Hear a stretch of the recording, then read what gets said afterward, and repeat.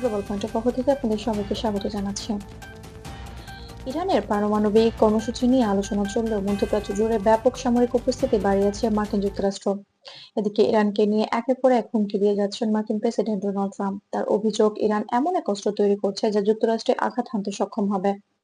তবে ভ্যালিড আন্তর্জাতিক সংবাদ মাধ্যম যেমন রয়টার্স, অ্যাসোসিয়েটেড প্রেস এবং বিবিসির সাম্প্রতিক প্রতিবেদনে বলা হয়েছে, যুক্তরাষ্ট্র এখনো ইরানের ভেতর সরাসরি কোনো পূর্ণাঙ্গ সামরিক পদক্ষেপ নেয়নি। বরং ওয়াশিংটনের পক্ষ থেকে বলা হয়েছে তাদের সামরিক উপস্থিতি মূলত প্রতিরক্ষামূলক এবং আঞ্চলিক স্থিতিশীলতা বজায় রাখার উদ্দেশ্যে।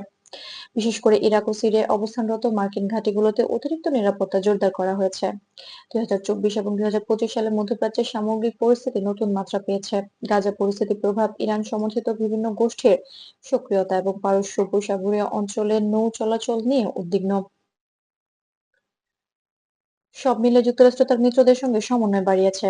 কিছু ইউরোপীয় দেশ সাময়িকভাবে তাদের অপ্রয়োজনীয় সেনা সদস্যদের পুনর্বিন্যাস করেছে, তবে এটি পূর্ণ প্রত্যাহার নয় বলে স্পষ্ট করেছে সংশ্লিষ্ট সরকারগুলো। মার্কিন প্রশাসনের পক্ষ থেকে বলা হয়েছে তারা ইরানের পারমাণবিক কর্মসূচি ঘিরে কূটনৈতিক আলোচনাকে অগ্রাধিকার দিতে চায়।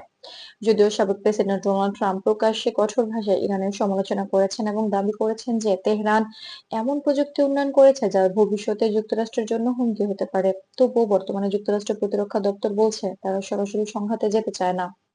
বিশ্লেষকদের মতে 2003 সালে ইরাকে সামরিক হস্তক্ষেপের পর যুক্তরাষ্ট্র দীর্ঘদিন সময় ধরে জটিল পরিস্থিতির মুখোমুখি হয়েছিল।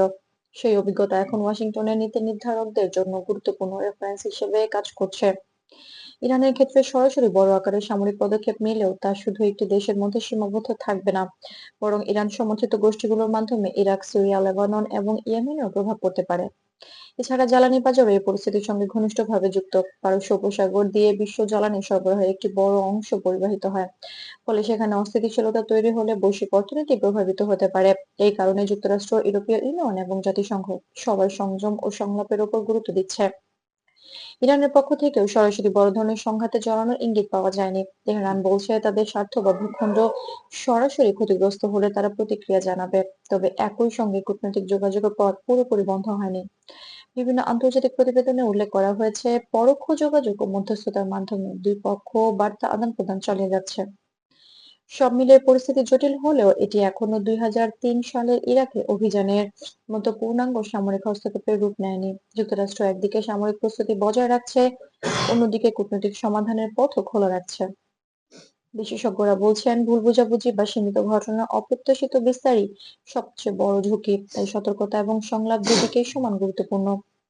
মধ্যপ্রাচ্যের এই পরিবর্তনশীল বাস্তবতার যুক্তরাষ্ট্রের ভূমিকা, ইরানের অবস্থান এবং আন্তর্জাতিক প্রতিক্রিয়া সবকিছু এখন নিবিড়ভাবে পর্যবেক্ষণ করা হচ্ছে। ভবিষ্যৎ নির্ভর করবে কতটা সংযম, সমন্বয় এবং আলোচনার মাধ্যমে পরিস্থিতি সামাল দেওয়া যায় তার উপর। এভাবে বিশ্ব রাজনীতির গুরুত্বপূর্ণ এই অধ্যায় পর্যবেক্ষণ করছে গ্লোবাল পয়েন্ট। আপডেট পেতে এবং নির্ভরযোগ্য বিশ্লেষণ জানতে আমাদের চ্যানেলটি সাবস্ক্রাইব করুন, মতামত জানতে কমেন্ট করুন এবং সঙ্গে থাকুন গ্লোবাল পয়েন্টের।